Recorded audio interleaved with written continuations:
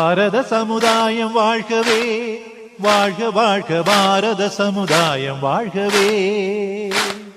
பாரத சமுதாயம் வாழ்கவே, வாழ்க வாழ்க பாரத சமுதாயம் வாழ்கவே.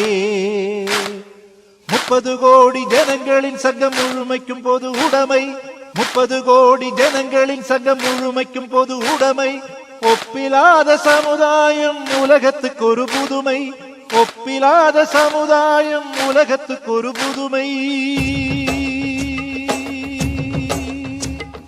பாரத சமுதாயம் வாழ்கவே, வாழ்க வாழ்க பாரத சமுதாயம் வாழ்கவே. பாரத சமுதாயம் வாழ்கவே, வாழ்க வாழ்க பாரத சமுதாயம் வாழ்கவே. 30 கோடி ஜனங்களின் சங்கம் முழுமைக்கும் பொது உடைமை, 30 கோடி ஜனங்களின் சங்கம் முழுமைக்கும் பொது உடைமை. ஒப்பிலாத சமுதாயம் உலகத்துக்கு ஒரு புதுமை, ஒப்பிலாத சமுதாயம் உலகத்துக்கு ஒரு புதுமை. பாரத சமுதாயம் வாழ்கவே, வாழ்க வாழ்க பாரத சமுதாயம் வாழ்கவே. ஜெய ஜெய ஜெய பாரத சமுதாயம் வாழ்கவே, வாழ்க வாழ்க பாரத சமுதாயம் வாழ்கவே.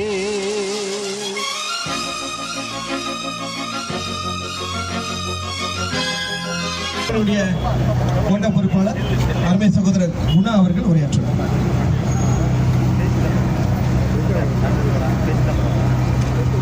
இந்த அருமையான நிகழ்விற்கு வருகை தந்திருக்கக்கூடிய அத்துணை தேச பக்தர்களுக்கும் காலை வணக்கம். இந்த நிகழ்வு என்னுடைய தனிப்பட்ட நீண்டகால ஆசை. இந்த நிகழ்வை பிரம்மாண்டமாக நடத்தணும்னு சொல்லி நான் ரொம்ப நாள் ஆசைப்பட்டோம். ஆனா இன்னைக்கு இந்த நிகழ்வு நடக்கும் போது முதல் நிகழ்வாக பேசுவதற்கும் வாய்ப்பு கிடைச்சது பெரிய மகிழ்ச்சியாக இருக்கிறது. பொதுவாகவே நம்முடைய நாடு தேச பக்தர்களும் தேசபக்தியும் நிறைந்த நாடு. ஆனா இந்த பாரத நாட்டை பிரிவினையை தூண்டும் விதமாக இந்த தேசம் ஒரு தேசம் அல்ல, பல தேசங்களின் கூட்டம் என்று பொய் சொல்லி மக்களை ஏமாற்றி ஒரு தேச பிரிவினை நிகழ்ச்சியை ஏற்படுத்தியிருக்கிறாங்க. இந்த நிகழ்வை இன்னைக்கு மக்கள்கிட்ட கொண்டு போகணுங்கிறதுக்காக பாரதிய ஜனதா கட்சியின் சார்பாக ஜம்புத்தீவு பிரகடனத்தை மக்கள்கிட்ட கொண்டு போகணுங்கிறதுக்காக ஒரு பெரிய நிகழ்ச்சி ஏற்பாடாக இருக்கிறது. பொதுவாகவே நம்ம நாட்டில் பிறந்திருக்கக்கூடிய தேசபக்தர்கள் அத்தனை பேருமே சாதாரணவர்கள் அல்ல. சுருக்கமா சொல்ல போனா மருது பாண்டியர்கள். இந்த தேசத்திற்காக, இந்த பாரத தேசத்தை பாதுகாப்பதற்காக தன்னுடைய தலையை கொடுத்தவர்கள் மருது பாண்டியர்கள். நம்மை எல்லாம் அடிமைப்படுத்திய வெள்ளைக்கார கிறிஸ்தவன் மருது பாண்டியர்களை பிடிப்பதற்கு எந்த வழியும் தெரியாமல் கோழைத்தனமாக காளையார் கோவிலை இடிப்பேன் என்று சொன்னவுடன் தன் உயிரையும் துச்சம் என கருதி காளையார் கோவிலை பாதுகாப்பதற்காக, அந்த கோவிலை மீட்பதற்காக வெள்ளையரிடம் சரணடைந்தார்கள் மருது பாண்டியர்கள். அவருடைய கடைசி ஆசை என் குடும்பத்தை பாதுகாக்கணும், என்னுடைய ராஜாங்கத்தை பாதுகாக்கணுங்கிறதில்ல, காளையார் கோவிலை பாதுகாக்க வேண்டும் என்பதுதான்.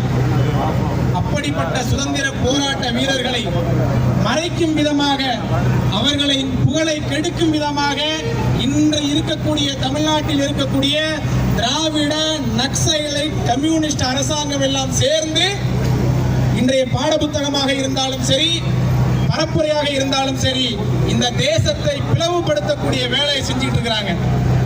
1801ஆம் வருஷம் இதே 16ஆம் தேதி 6வது மாசம் இதே கோட்டை சுவர்ல சின்ன மருது அவர்கள் ஒட்டுமொத்த பாரத தேசத்திற்கும் ஒரு அறைகூவல் விடுத்தார். இந்த நாட்டில் யார் யாரெல்லாமே ஒற்றுமையாக இருந்து கொண்டு நம்மை அடிமைப்படுத்திக் கொண்டிருக்கக்கூடிய ஐரோப்பியர்களை விரட்டி அடிக்க வேண்டும் சொல்லி அறைகூவல் விடுத்த இடம் இந்த புனிதமான மண். நாமளும் ஒரு அறைகூவல் எடுக்க போறோம். அந்த அறைகூவலை நம்முடைய தேசிய செயலாளர், முன்னாள் தேசிய செயலாளர் ஹெச் ராஜாஜி அவர்கள் நம்மகிட்ட சொல்லுவாங்க. அதே மருது பாண்டியர்கள் அறைகூவல் விடுத்த அந்த இடத்துல ஒரு நினைவு தூண் வைக்க வேண்டும் என்பது எல்லாருடைய கோரிக்கை. இந்த ஆண்டு இந்த ஆண்டு எலெக்ஷன் வரும்போது அடுத்து வரக்கூடிய ஆட்சி கட்டாயமாக இந்த இடத்துல ஜம்புத்தீவு பிரகடனத்திற்காக ஒரு நினைவு தூண் அமைக்க வேண்டும் என்ற கோரிக்கையோடு விடைபெறுகிறேன். நன்றி.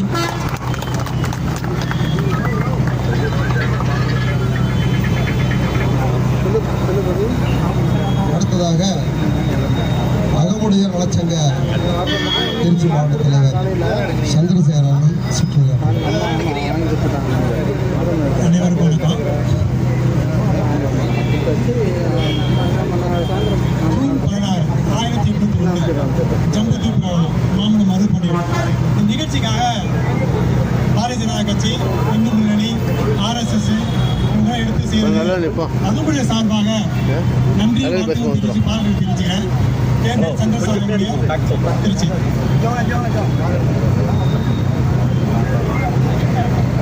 அடுத்ததாக நமது தேசிய பொதுச் செயலாளர் அருமை சகோதரர் சமநிதி போராளி H. ராஜாஜி அவர்கள் மருது பாண்டியர்களோட ஜம்புத்தீவு பிரகடனம் அதை பற்றி நம்மளிடம் விரிவாக உரையாற்றுவோம்.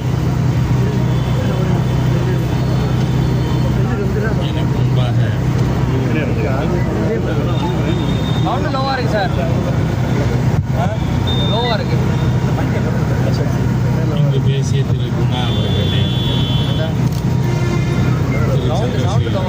பாரதிய ஜனதா கட்சியினுடைய மாநகர் மாவட்ட தலைவர் திரு கொண்டிவீரன் அவர்களே, புறநகர் மாவட்ட தலைவர் அஞ்சானந்தன் அவர்களே, சகோதரிகளே, இந்த நிகழ்ச்சிக்கு ஒலிபெருக்கி வைக்கப்படாதுன்னு போலீஸ்ல ஒரு கெடுபிடியா? நியாயம்தானே? ஏன்னா தமிழ்நாடு எந்த மாதிரியான ஒரு மாநிலமா இருக்குங்கிறத ஓரிரு வரிகள் சொல்லிட்டு நான் அதுக்கப்புறம் சப்ஜெக்ட் வரேன். நீங்க பார்த்தா இப்ப ஆபரேஷன் சிந்தூர் நடந்தது. இந்த ஆபரேஷன் சிந்தூர் எதுக்காக? பாரத நாட்டை சேர்ந்த 26 சுற்றுலா பயணிகள் பாகிஸ்தான் பயங்கரவாத அமைப்பினரால் கொல்லப்பட்டதை எதிர்வினையாற்று. பாகிஸ்தான்ல வீதிக்கு வீதி பயங்கரவாத அமைப்பு இருக்கான், என் வீட்டுக்கு வீடு பயங்கரவாதி இருப்பான். ஆனா பாகிஸ்தான்ல பாகிஸ்தானுக்கு எதிராக இருக்கக்கூடிய அந்த நாட்டின் தேச துரோகி இருப்பானா? இருக்க மாட்டான். ஆனா பாரத நாட்டில் அதுதான் அதிகமா இருக்கும். ஏன்னா நீங்க இந்த நாட்டினுடைய பாராளுமன்ற எதிர்கட்சி தலைவர் யாரு? ராகுல் காந்தி. அவர் ஒரு தரம் பேசுறார், I not only oppose BJP, I not only oppose RSS, I oppose Indian state. அதாவது ஐ அப்போஸ் சென்ட்ரல் கவர்மெண்ட் ஒரு ஆள் சொன்னான்னா நான் புரிஞ்சுக்கலாம். மத்திய அரசாங்கத்தை எதிர்ப்பதற்கு யாருக்கு வேணாலும் ரைட் இருக்கு. ஆனா ஒருத்தன் பேசுறான், அவன் எதிர்கட்சி தலைவராக இருக்காங்கிறது எவ்வளவு பெரிய அவமானம் இந்த தேசத்துக்கு. ஐ அப்போஸ் இந்தியன் ஸ்டேட், நான் இந்திய தேசத்தை எதிர்க்கிறேன்னு சொல்றவர் பாராளுமன்ற எதிர்கட்சி தலைவர். சரி, இன்னைக்கு இந்த ஜம்புத்வீப பிரகடனம் 1801 ஜூன் 16 ஜம்புத்வீப பிரகடனம் மருது சகோதரர்களால் பிரகடனம் செய்யப்பட்டது. அது என்ன, அது ஏன் இந்த அரசாங்கத்துக்கு, இந்த காவல்துறைக்கு பிடிக்கல அப்படிங்கிறத நம்ம சுலபமா புரிஞ்சுக்கலாம். ஏன்னா இந்த நாட்டில் என்ன கட்டமைக்கப்படுது? பல தேசியங்கள். அதனால அந்த தேசியங்களின் கூட்டமைப்பு, அதனால அவங்க சட்டமன்றத்திலே ஒரு தீர்மானம் நிறைவேற்றலாம் மாநில சுயாட்சின்னு. ஆனால் இப்ப இருக்கிற மக்களுக்கு, இளைஞர்களுக்கு தெரியாது. 1969 மு கருணாநிதி முதலமைச்சராக இருக்கச்ச மாநில சுயாட்சி தீர்மானம் நிறைவேற்றினாங்க. அதுக்கு ராஜமன்னார் கமிட்டின்னு ஒரு கமிட்டி கருணாநிதி போட்டாரு. அதை குப்பையில் போட்டுட்டு இப்ப திருப்பியும் ஒரு தீர்மானம் நிறைவேற்றுறாங்க. அந்த மாதிரி இது எதுக்காக? பல தேசியங்கள் சேர்ந்தது பாரத நாடு அப்படிங்கிற பிரிவினைவாத கட்டமைப்பை ஏற்படுத்துறதுக்காக. நீங்க பாத்தீங்கன்னா இந்த ஜம்பு தீப பிரகடனம்ங்கிறது அதை முறியடிக்குது. இது என்னைக்கு இந்த திரவிடியா ஸ்டாக்கு, இந்த திரவிடியா ஸ்டாக் எல்லாம் உருவாறதுக்கு முன்னாடி 224 ஆண்டுகளுக்கு முன்பு மருது சகோதரர்களால் இந்த பிரகடனமானது மேற்கொள்ளப்பட்டது. இந்த இடத்துலையும் ஸ்ரீரங்கத்திலையும் 2 இடத்துல இந்த பிரகடனமானது அறிவிக்கப்பட்டது. என்ன இதன் பின்னணி என்ன? நாம இப்ப கோவிலுக்கு போறோம். கோவிலுக்கு போனா சங்கல்பம் செய்கிறோம். அதுல என்ன சொல்றான்? ஜம்பு தீபே பாரத கண்டே வரத வருஷே, எங்கெங்க இருக்கு இந்த தேசம் என்னன்றதை பற்றி சொல்லும் பொழுது இது ஜம்பு தீபம். இது சங்ககால இலக்கியங்கள்ல இது நாவலத்தீவு. ஜம்பு தீபம்னு அர்த்தம் அதுதான். ஜாமுன்னு சொல்லி நம்ம கடையில பழம் வாங்குறோம், அதுதான் நவாப். அந்த நாவலத்தீவு ஜம்பு தீபம் அப்படின்னா மருது சகோதரர்களுடைய பிரகடனம் முழு பாரத தேசத்தையும் கணக்கில் எடுத்துக்கொண்டு, நீங்க பார்த்தா இந்த மாதிரி சூழ்நிலையில மருது சகோதரர்கள் அந்த மாதிரி பிரகடனம் செய்யறாங்கன்னு சொன்னா, கர்நாடக நவாப் முகமது அலிக்கும் முகமது அலி சகோதரியின் வீட்டுக்காரர்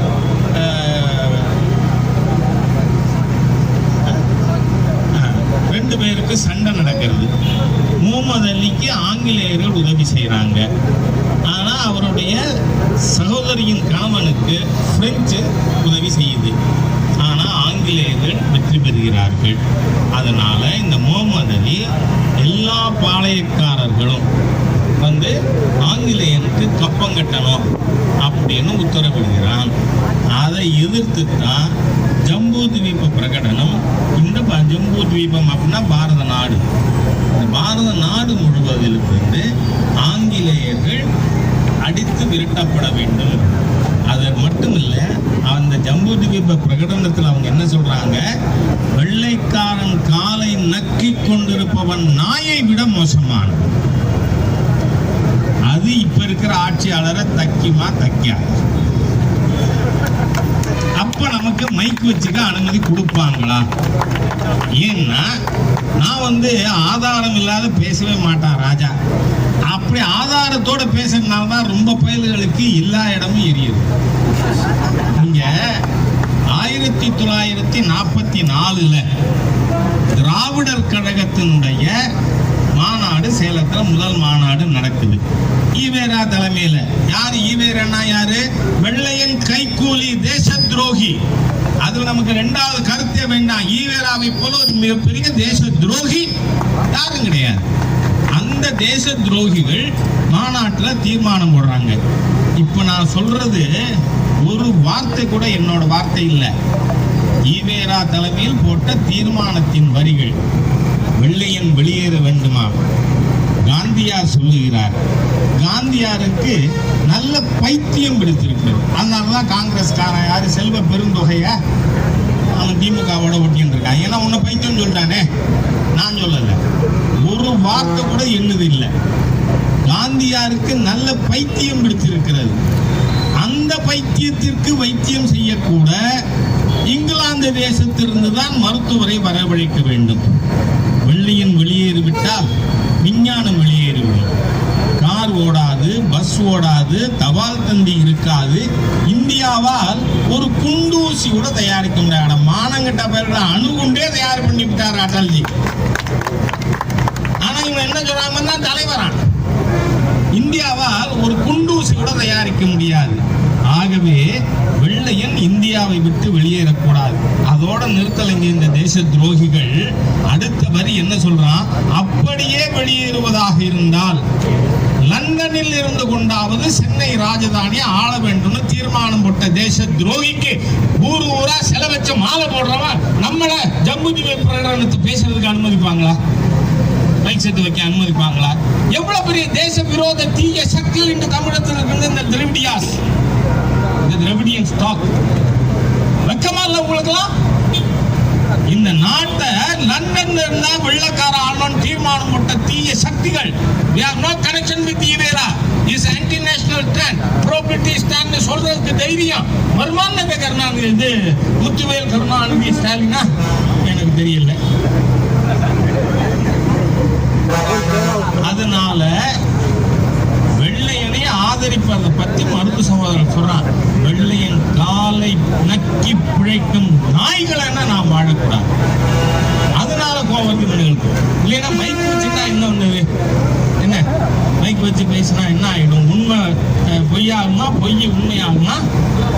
அப்படி இல்லை. நீங்க இப்ப நம்ம முருக பக்தர்கள் மாநாடு மதுரையில், அந்த முருக பக்தர்கள் மாநாட்டுக்கு எங்க இருந்து அனுமதி வாங்கியிருக்கோம்? நீதிமன்றத்திலிருந்து அனுமதி வாங்கியிருக்கோம். இந்த அரசாங்கம் கொடுத்தானா? கொடுக்கல. இங்க நாம திருச்சி பெருங்கோட்டை மாநாடு நடத்தினோம் போன மாசம். நல்ல எண்ணிக்கையில தொண்டர்கள் உற்சாகமா. அதுக்கு அனுமதி யார் கொடுத்தது? கோர்ட்டு. இந்த திரவிடியா ஸ்டாக்.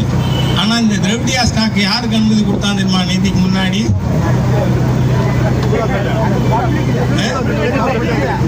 ஆமா, நீங்க எல்லா சமுதாய மக்களையும் இழிவா பேசுற ஒரு இழிபிறவி. நான் அதை சொல்றதுல ஒன்றும் தயங்குறதெல்லாம் கிடையாது. சரக்கு மிடுக்கு பேச்சுக்கு சொந்தக்காரன் அந்த ஆள். இந்த சரக்கு மிடுக்கு பேச்சுக்கு மன்னிப்பு கேட்காத வரை எல்லா ஊர்லயும் சரக்கு மிடுக்கு பேச்சு திருமாவளவன் சொல்லுவேன். 3 மணி நேரம் திருச்சி மாநகர்ல நிகழ்ச்சி எங்க நடக்குது? பெரியாட் சிட்டி. அங்க நடத்துறதுக்கு இங்க வரைக்கும் எதுக்கு ஊர்வலம்?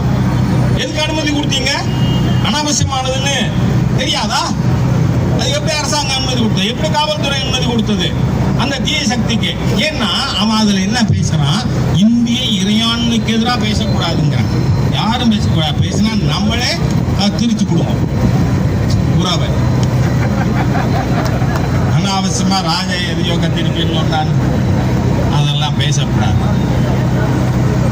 ஆனா நேத்து சிஏஏ இன்ஆக்ட்மெண்ட் ஆஃப் பார்லிமெண்ட், நீ சிஏஏக்கு எதிராக பேசலாமா? அது இறையாண்மைக்கு எதிரானது இல்லையா? ஆனங்கட்ட கூட்டம். ஆனா அந்த கூட்டத்துக்கு அனுமதி நமக்கு மதுரையில முருக பக்தர்கள் மாநாடுக்கு கண்டிஷன் பாருங்க. 52 கண்டிஷன் போட்டிருக்கு தமிழ்நாடு காவல்துறை. என்ன, நீ எத்தனை வேணா கண்டிஷன் போடு, அதை பத்தி கவலை இல்லை. ஆனா அதுல இருக்கிற விஷயம் என்னன்னு பார்க்கணும். மாநாட்டில் பங்கேற்கும் நபர்கள் எக்காரணம் கொண்டும் அரசால் தடை செய்யப்பட்ட இயக்கங்கள் பற்றி கருத்து தெரிவிக்க கூடாது. இது என்னையா புதுசா இருக்கு? நாம இந்தியாவில் இருக்கோமா, பாகிஸ்தான்ல இருக்கோமா? இல்ல இந்த தமிழகத்தில் நடக்கிறது திரவிடியாஸ் ஆட்சியா இல்ல அவுரங்கசீப் ஆட்சியா? நீங்களே சொல்றீங்க. வார்த்தை போடுறதுல போலீஸ் டிபார்ட்மெண்ட்ல டிராப்ட் பண்றதுக்கு கூட நல்ல ஆள் வச்சுக்கப்படாதா? என்ன சொல்ற நீ? தடை, அரசால் தடை செய்யப்பட்ட இயக்கங்கள் பத்தி பேசக்கூடாதான். நான் சொல்றேன், அல்லுமா தடை பண்ணது கோயம்புத்தூர்ல 60 பேரை கொலை பண்ணினதுக்காக. 1998 பிப்ரவரி 14 பாரத பெருந்தலைவர் லால் கிருஷ்ண அத்வானி அவர்கள் வரும்பொழுது அத்வானி அவர்களை கொலை செய்யும் நோக்கோடு பாட்சா, எந்த பாட்சான்னு கேட்பீங்க. உன் பாட்சா எங்கிட்ட பலிக்காதுன்னு சொல்லுவாங்க. ஆனா இது எந்த பாட்சா தெரியுமா? ஆயுள் தண்டனை பெற்று சிறையில இருந்தவன் செத்து போனதற்கு ஆயிரக்கணக்கான போலீஸ் அணிவகுத்து நின்று அவன் பணம் போறதுக்காக நின்னீங்களா? அவன் பணம் போறதுக்கு. என்ன நடக்கிறது தமிழ்நாட்டில்? பேய்கள் ஆட்சி செய்தால் பிணங்கண்ணும் சாத்திரங்கள். இதே இது வேற ஒரு ஹிந்து சாதாரண ஒரு ரவுடித்தனத்துல ஜெயில இருந்தான், அவன் போனா அந்த மாதிரி போறதுக்கு அனுமதிக்குமா போலீஸ்? முஸ்லிம்ஸ்லாம் என்ன வேணா பண்ணலாமா? பயங்கரவாதிகள்னா என்ன வேணா பண்ணலாமா? அந்த அல்லுமா பத்தி பேசக்கூடாது. அன்னைக்கு அங்க மாநாட்டில் தானே பேசக்கூடாது, இன்னைக்கு உங்கள்கிட்ட பேசலாம்ல. அதனால சொல்றேன், அவன் எதை பேசக்கூடாதுன்னு சொல்லி இருக்காங்கிறதுக்கு. அது மாதிரி பிஎஃப்ஐ இல்லீகல் ஆக்டிவிட்டீஸுக்காக மத்திய அரசால் தடை செய்யப்பட்டிருக்கு. அது உங்க திரவிடியா ஸ்டாக் எல்லாம் தடை செய்யப்படாது. அதை பத்தி பேசணும். ஏன் பேசினா என்ன? உண்மையை பேசினா என்ன தப்பு? தடை செய்யப்பட்ட இயக்கம். நீங்களே சொல்றீங்க, அந்த வார்த்தையை போட்டு அரசால் தடை செய்யப்பட்ட இயக்கங்கள் பற்றி எக்காரணம் கொண்டும் பேசக்கூடாது. ஏன் பேசக்கூடாது? ஏன் அவன் என்னென்னவெல்லாம் கொலை பண்ணினா, பிஎஃப்ஐ என்ன பண்ணிட்டு இருக்கான், பிஎஃப்ஐ பொலிட்டிக்கல் ஆம் எஸ்டிபிஐ என்னென்ன பண்ணி கொண்டு இருக்கான், திட்டம் இருக்கான், நாம பேசிடுவோம்னு காவல்துறையும் தமிழக அரசும் பயப்படுது. ஏன் பேசக்கூடாது? இன்னைக்கு ஏன் மைக்கு வைக்கப்படாதுன்னு காலையில இருந்து அடாவடித்தனம். காரணம் என்ன? ஈவேரா திராவிடியாஸ் வெள்ளையனை ஆதரித்தவர்கள், மருது சகோதரர்கள் வெள்ளையனை எதிர்த்தவர்கள், அதனால கூடாதுங்கிறாங்க. புரியுதா இப்ப அர்த்தம்? எனக்கு விளக்கம் சொல்லியே 35 வருஷமா எனக்கு வயசாயிருக்கு. 1991 இருந்து ஒன்னொன்னா விளக்கி சொல்லி அதனால இப்ப புரியுதா? ஈவேரா என்ன சொன்னாரு? லண்டனில் இருந்து கொண்டாவது சென்னை ராஜதானியை ஆள வேண்டும்னு. வெள்ளக்காரன் அடிவருடி தேச துரோகி, அங்கே கைக்கூலி, அதனால அவனுக்கு ஊரு புறா சில வைக்கலாங்கிறாங்க. நம்ம வைக்க போறது இல்ல, ஆனா வச்சிருக்கான்னு சொல்லலாம்ல. அதனால இந்த அரசாங்கம் நாம வெள்ளையன் ஆட்சி ஜம்பூ தீபத்தில் இருந்து, நாவலத்தீவிலிருந்து முழுமையாக வெளியேற்றப்பட வேண்டும். பாளையக்காரர்களை அவ்வளவு தூரம் கொடுமை செய்து கொலை செய்து, எனக்கு முன்னாடி பேசின திரு குணா அவர்கள் சொன்னது மாதிரி காளையார் கோயிலில் மருது சகோதரர்களோட இது நினைவிடம் எங்க இருக்கு? நேர சொர்ணகாளீஸ்வரர் கோவில் எதிர்த்தாப்புல. ஏன்? அவர்கள் கேட்டது உன்னுடைய இறுதி ஆசை என்ன அப்படின்னு கேட்ட பொழுது, எங்கள் தலை எங்கள் முகம் சொர்ணகாளீஸ்வரனை பார்த்து கொண்டிருப்பது போல் அமைக்க வேண்டும் சொல்லி கேட்டதுனால கோவிலை காப்பாற்ற செயல்பட்டார்ல.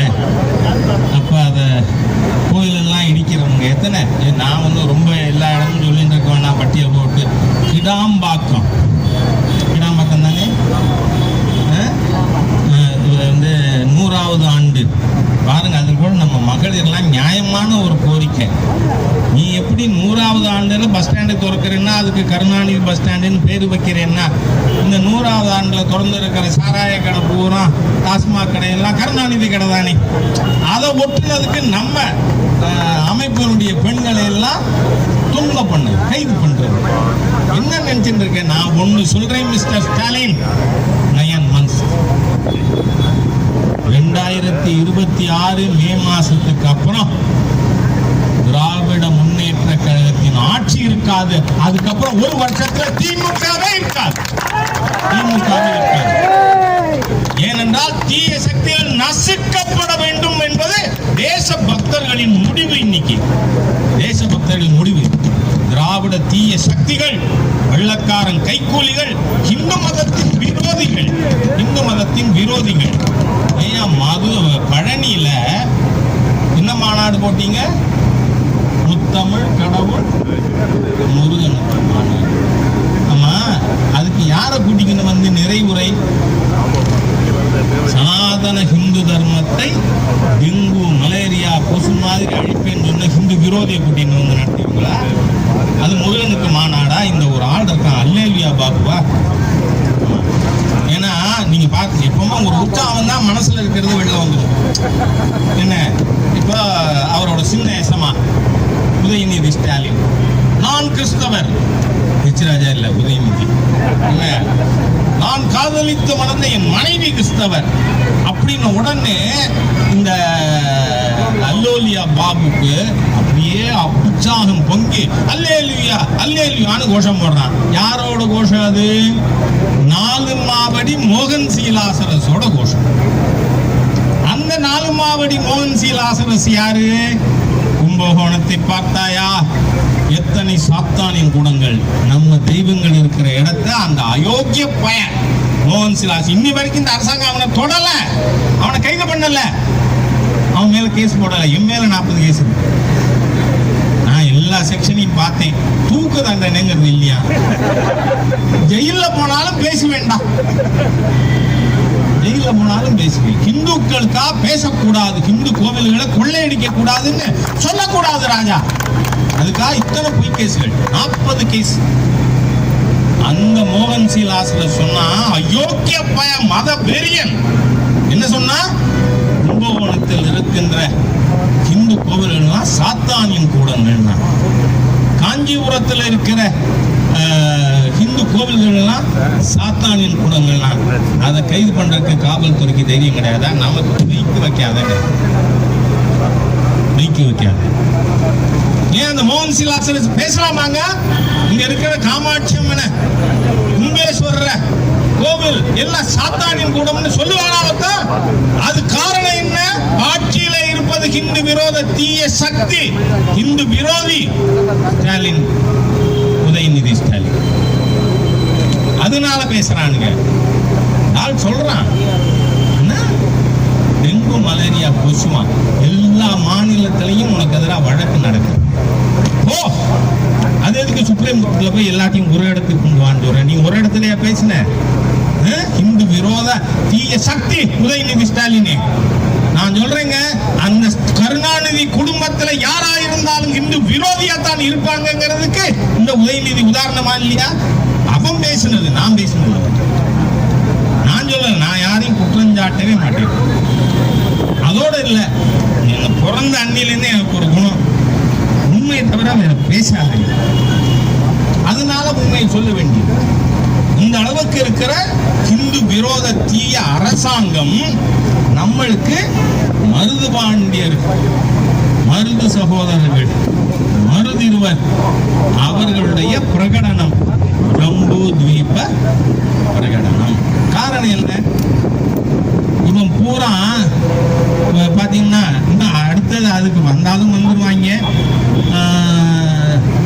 கேரளா அது மலையாள தேசம், கர்நாடகா தனி தேசம், ஆந்திரா தெலுங்கு தேசம், தமிழ்நாடு மட்டும் தமிழ் தேசம் இல்லை. இது என்ன அடப்பாவிகளா என்ன?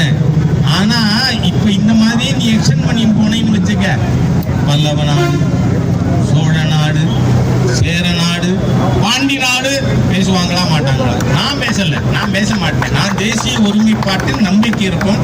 அந்த பாரம்பரியத்துல எனக்கு 7 வயசா இருக்கும்போது 1964 RSS ஷாக்கா போனவன் ராஜா. இன்னைக்கு 61 வருஷம் ஆச்சு நான் RSS ஷாக்கா போறேன்.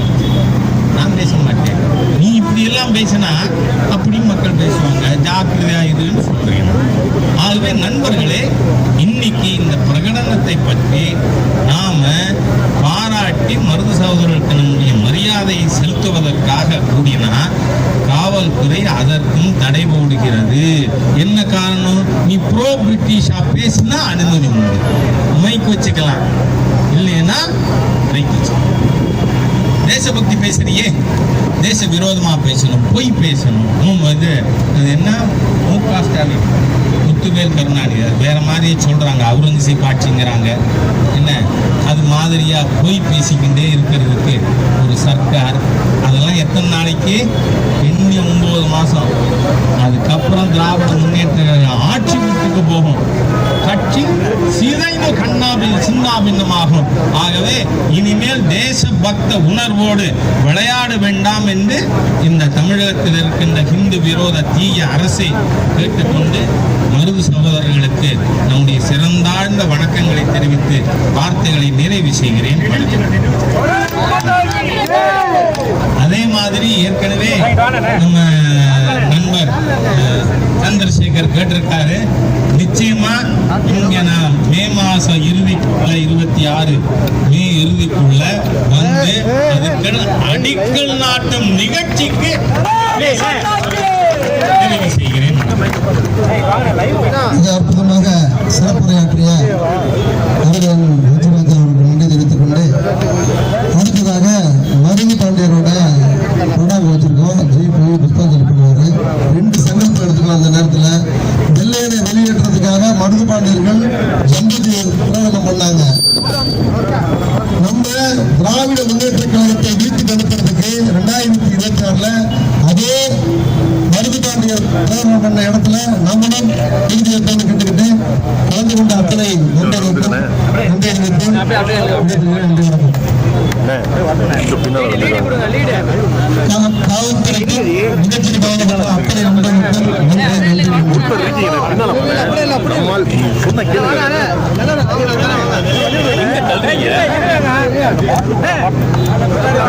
சொல்றதை கேளுண்ணே வரட்டும்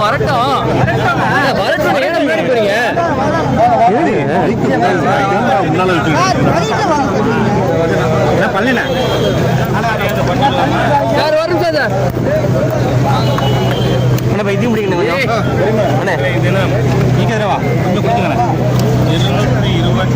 கீழே இருக்குங்க கொஞ்சம் ஜம்பு தீப பிரகடனத்தை மருது சகோதரர்கள் இந்த இடத்தில் பிரகடனம் செய்தார்கள். இங்கேயும் ஸ்ரீரங்கம் கோவில் இந்த ஜம்பு தீபம்ங்கிறது என்ன? ஏன்னா நாம மன்னர்கள், பாளையக்காரர்கள், குறுநில மன்னர்கள் இப்படியெல்லாம் பிரித்து அதுவும் இப்போ சரித்திரம் யாருக்கும் தெரியாது. காரணம் அது இந்த திரவிடியாஸ் பற்றி பாட்டி சொல்லி கொடுக்குறாங்க. ஆனால் மாமன்னன் ராஜராஜ சோழனோட அப்பா பேர் என்னன்னு கேட்டால் உங்களுக்கே தெரியுமா? நான் கேட்கல, தர்ம சங்கடப்படுத்தல, தெரியாது. ஏன்னா சுந்தர சோழன் இவன் சொல்லி கொடுத்துருந்தா தானே அந்த மாதிரியா இங்க ஒரு ஹிந்து விரோத தீய அரசு இருக்கிறதுனால இந்த ஜம்பு தீப பிரகடனத்தை மக்களுக்கு நினைவுபடுத்துகின்ற ஒரு நிகழ்ச்சி. அதுக்கு மைக் வச்சுக்கப்படாது, நிகழ்ச்சி நடத்தப்படாது, இப்படியெல்லாம் சொல்லுவாங்க. அதோடு மட்டுமில்லை, இந்த அரசாங்கம் நேற்றைய முன்தினம் இந்த நாட்டிற்கு எதிராக செயல்படுகின்ற சமூக விரோத தீய சக்தி டிசிகா விழுப்புரம், சிதம்பரம் கட்சி, அந்த 2 தொகுதி தானே இருக்கு. அதனால நீங்க இங்க அனுமதி கொடுக்குறீங்க. அவங்க என்ன பேசினாங்க? இங்க சிஏஏக்கு எதிராக அதுக்கு எதிராக இப்படி பேசலாம். 370 பத்தி பேசுவீங்களா? பாராளுமன்றம் நிறைவேற்றப்பட்ட உச்ச நீதிமன்றம் அப்படின்னா நீங்க இந்த நாட்டிற்கு எதிராக பிரிவினைவாதத்திற்கு ஆதரவாக பேசுகிற தீய சக்திகளுக்கு அனுமதி கொடுப்பீங்க. அது மட்டும் இல்லை, 3 to 4 hours திருச்சியில் இருக்க மக்கள் எல்லாரும் சொன்னாங்க இங்க சிட்டியை இதில் ஹெலிகாப்டரில் பூ போட்டாங்களா? பெரிய ஆளாலும் இத்தனை அக்கிரமம் பண்ற ஒரு பார்ட்டிக்கு கொடுக்கலாம். ஆனா மாமன்னன் மருது சகோதரர்களை நினைவு கூர்ந்து நீங்க இருக்க மாட்டீங்களா? தமிழின துரோகி இந்த தமிழ்நாட்டில் இருக்கின்ற இந்த அரசாங்கம், தமிழினத்தின் எதிரிகள் இந்த ஸ்டாலின் தலைமையில் இருக்க இந்த அரசாங்கம். அதே மாதிரி அவங்க ஹிந்து மத விரோதி. ஏன் எப்படி? நீங்க 52 கண்டிஷனுங்க உயர் நீதிமன்றம் அனுமதி அதில் நான் ஏற்கனவே படித்தது மாதிரி அவங்க அரசால் தடை செய்யப்பட்ட அமைப்புகள் பற்றி பேசக்கூடாதுங்கிறாங்க. ஏன் பேசக்கூடாது? தடை செய்யப்பட்ட அமைப்பு தானே. நீங்கள் தடை செஞ்சது நியாயம்னு பேசுகிறோம். ஏன் பேசக்கூடாது? அப்படின்னா என்ன? நீங்கள் முஸ்லிம் அமைப்புகளின் கைக்கூலிகள், எடுபிடிகள். அதனால முஸ்லிம் அமைப்பு பற்றி பேசப்படாதுங்கிறீங்க. ஆமாம், இது மதத்துக்காக போட்டி. நீங்கள் பார்த்தீங்கன்னா இந்த சரக்கு எடுத்து பேசி சொன்னாக்க அவர் ஒரு தரம் பேசுகிறார், நான் மீனாட்சியம்மன் கோயிலை இடிப்பேன், காமாட்சியம்மன் கோயிலை இடிப்பேன், அப்படிதான் நான் பேசுவேன் அப்படின்னு. அப்படிப்பட்ட தீய சக்திக்கு இங்கே நீங்கள் நிகழ்ச்சி நடத்த அனுமதி கொடுக்குறீங்க, தேசபக்த நிகழ்ச்சிக்கு அனுமதி கொடுக்க மாட்டீங்களா? அதனால் தேச விரோதம், இந்து விரோதம் ரெண்டும் தான். அதனால தான் வெள்ளையனின் கைக்கூலியாக இருந்து ஆங்கிலேயன் லண்டனில் இருந்து 1வது சென்னை ராஜதானி ஆள வேண்டும் என தீர்மானம் போட்ட தேச விரோத வெள்ளையன் கைக்கூலி ஈவேராவுக்கு நீங்கள் விடுதலையாக இருந்து பூஜை செய்து கொண்டிருக்கிறீர்கள். ஈவேராவுக்கு இந்த மத பூஜைகளை எதிர்க்கிறீர்கள் அப்படின்னு சொல்லி தயவு செய்து நீங்கள் இந்து விரோதமாக நடக்கிறத, தேச விரோதமாக நடக்கிறத நிறுத்தி கொள்ளுங்கள். இல்லைன்னா நிறுத்தப்படுவீர்கள் அப்படின்னு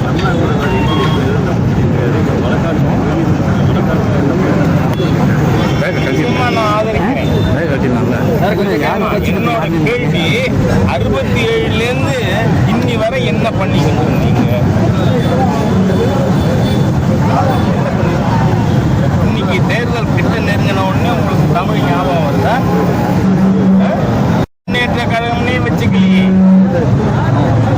திராவிட முன்னேற்ற கழகம்லாம் வச்சுட்டு இருக்கீங்க.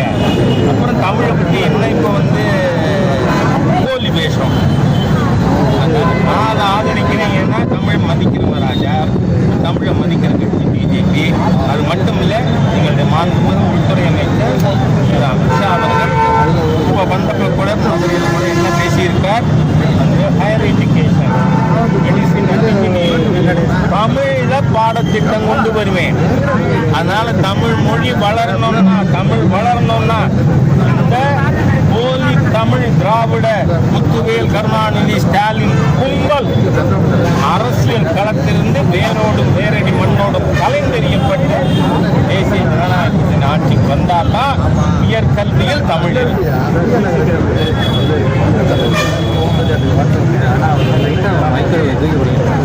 பாருங்க.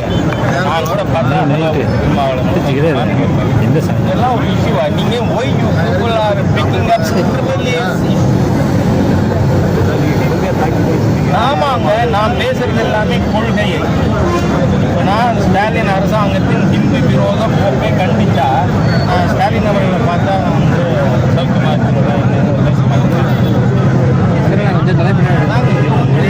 நீங்கள் எழுதினது ராஜா பற்றி தப்பாக எழுதிடலாம். அதுக்காக வந்து யூடியூப் வச்சுருந்தா போவேன்.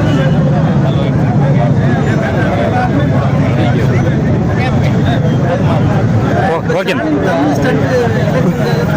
தமிழ் கண்டு தான். ஏன்னா இதுவரை பண்ணல, இல்லை 67லேருந்து பண்ணியிருக்காங்க.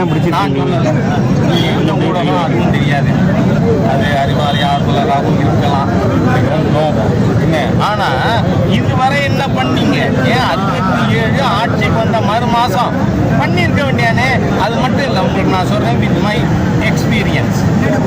நீங்கள் ஆட்சிக்கு வர 67 5வது வரை தமிழ் கட்டாய பாடம். காரைக்குடியில் அரசு ஆதாரப்படி அரசு ஆதரவு இருக்கின்ற பிரைவேட் ஸ்கூலில் படிச்சுக்கிறேன். 5வது ஆனால் இன்னைக்கு ஆர்கிடெக்ட் இவங்கெல்லாம் தமிழ் எழுத படிக்க தெரியாதவங்க இருக்காங்களா இல்லையா? உங்கள் 50 வருஷம் ஆட்சியில் தானே. ஏன்னா நீங்கள் சோஷியல் மீடியா காலம் இது என்ன எழுதுனா, நீ நலமா அப்படின்னு எழுதுறது, நீ நலமா நான் எழுதுறானுங்க. NENALA நலமா அப்படித்தானே எழுதுறாங்க. நான் ஒன்று போய் பேசலையே. அதனால தமிழை அழித்தவர்கள் திராவிட முன்னேற்ற கழகத்தினர். அதுக்கு முழு பொறுப்பு ஸ்டாலினுக்கு இருக்கு, முத்துவேல் கருணாநிதி ஸ்டாலினுக்கு. தமிழை அழிச்சு விட்டு இன்னைக்கு எல்லா ப்ரொஃபஷனல் இதுவும் குவாலிஃபிகேஷனும் தமிழே தெரியாமல் வரலாம். அந்த நிலை நீங்கள் ஆட்சிக்கு வர்றதுக்கு முன்னாடி இல்லை, 67க்கு முன்னாடி இல்லை. என்னோட போராத காலம் 67 தான். நான் ஃபஸ்ட்டு ஃபார்முக்கு வரேன். இங்கே வந்தவொடனே ஒன்று ஹிந்தி எல்லாத்தையும் நோட்டிடுறோம் அப்படின்னு சொல்லி முன்னாடுவேன். அந்த மாதிரி அதனால் ஓகேண்ணா. புதுமை ஒப்பிலாத சமுதாயம் உலகத்துக்கு ஒரு புதுமை. பாரத சமுதாயம் வாழ்கவே, வாழ்க வாழ்க பாரத சமுதாயம் வாழ்கவே. ஜெய ஜெய ஜெய பாரத சமுதாயம் வாழ்கவே, வாழ்க வாழ்க பாரத சமுதாயம் வாழ்கவே.